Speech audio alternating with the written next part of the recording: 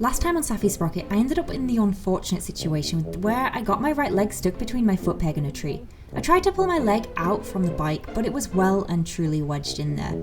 Luckily, adrenaline is a mighty hit, and I decided to ride it out, scraping across half my ankle against the bark, leaving behind a hefty amount of pink powder coating and a small amount of blood.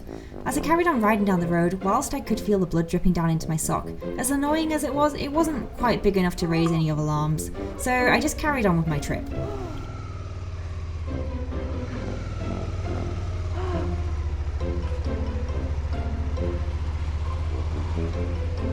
Nothing to see here. Nothing to see here at all.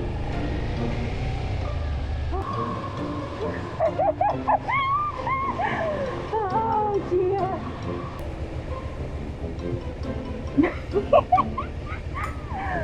Oh god, that was so awful. That was so horrible. Okay, that is officially the stupidest thing I have ever done now. I don't think I can top that. After all that excitement, I started to ride up north to Luxembourg, where I'd planned to stop at a campsite in the heart of the city. The route that I took me up past Baden-Baden, past Heidelberg, and then eventually west to Luxembourg. It was honestly one of the more relaxing days of the trip. The weather was great, the roads were dry, and the scenery was just fantastic.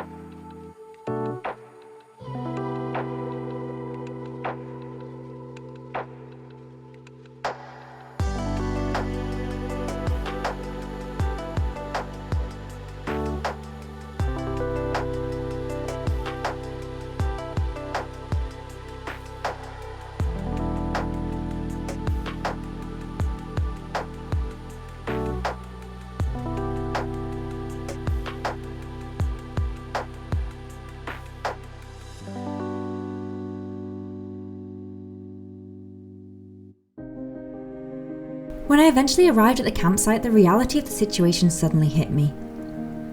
I don't know what happened, but suddenly I realised I was on my way home.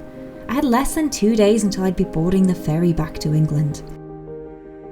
The routine that I'd become so accustomed to, of pitching my tent and making food and passing out from exhaustion, it was coming to an end.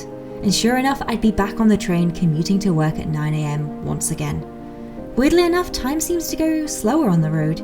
Everything seems to move at a different pace, that you almost forget the real world exists. Almost. Until today. It was hard to believe that this was one of the last times I'd be pitching a tent again until spring arrives. I felt weirdly sentimental, but truthfully, I'd like to say that I felt sad, but actually I was so incredibly excited to be sleeping in a bed again, especially after my air mattress broke 3 days ago.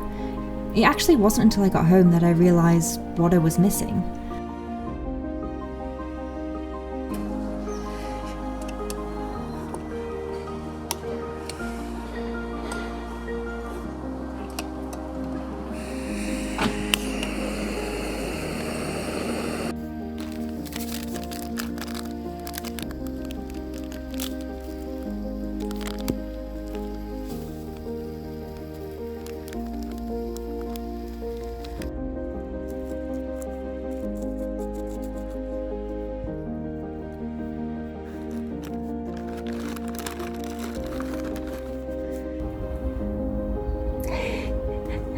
I'm currently camped by the airport. It's quite cold, but not as cold as the Alps, so I'll give it that. And not gonna lie guys, my new camping mat last night, amazing. So good, so much better than the one I ordered on Amazon. I should have just gone to a camping store in the beginning and just found one. But yeah, I've got 2 hours to check out, so I'm gonna get up, probably go use the loo, and then make some breakfast. And then yeah, we're gonna get on the road. I have no idea what I'm gonna do today. I didn't really think I'd get this far. So I don't have the rest of the route planned. I thought something would go wrong by now. I didn't realise I'd still have a bike. So yeah, 2 more sleeps until I'm back in England. I'm so excited to have a bed. I'm so excited. I get back the day before I need to be back in work. But I'm so excited. I miss my house. I also have a really super big excitement to share with you when I get back. Some really exciting news. So I've got that to look forward to. Another big excitement to share.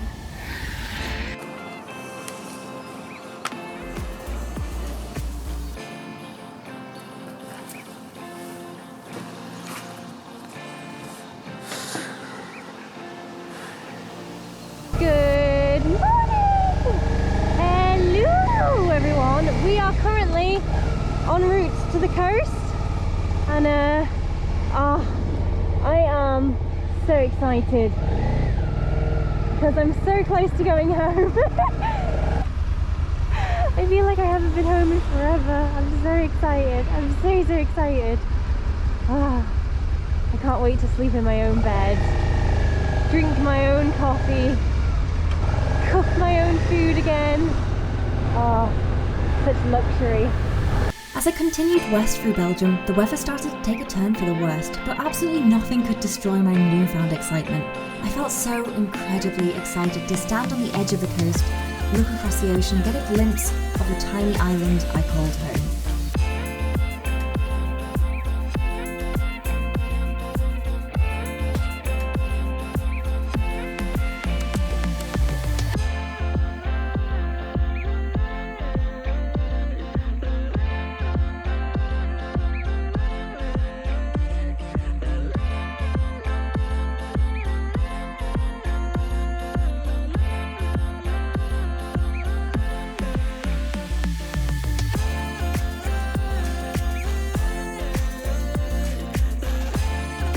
Of course, there's no way you can return home from Europe without doing the typical British ritual of bringing back discount bevies for your friends, even if that did mean spending an hour readjusting my belongings and leaving behind a few personal items.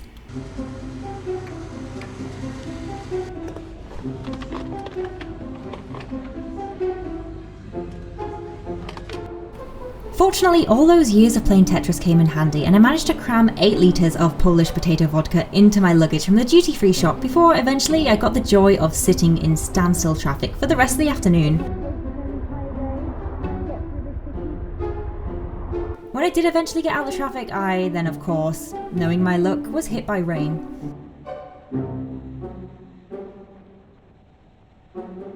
And of course, just to make the last leg of my journey difficult, I was then hit by standstill traffic and rain.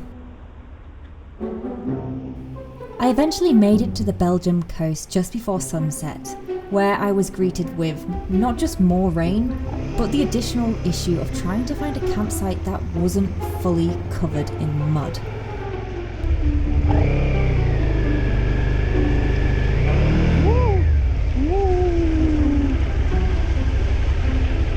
Tricky road.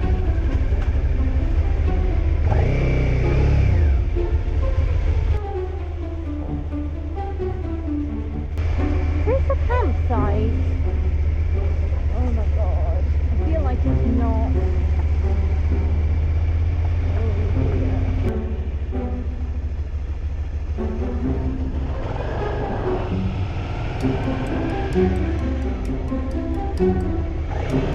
I eventually decided to head towards a campsite in a more built-up area in hopes that the grounds would be, well, less horrific to camp in. Oh, how naive I was.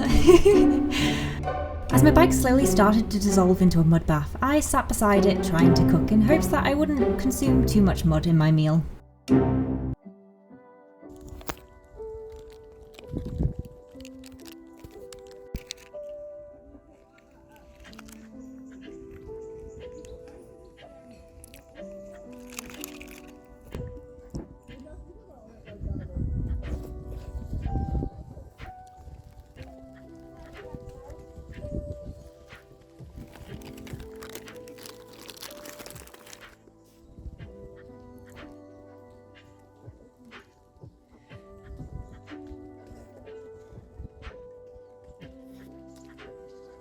So, this evening is very, very... I didn't drop that. So this evening is a very, very important evening. It is my eve of leaving, so second to last night. I'm so excited. Tomorrow night is going to be my last night in Europe, and then I catch the ferry in the morning. So at the moment I'm currently on the coast.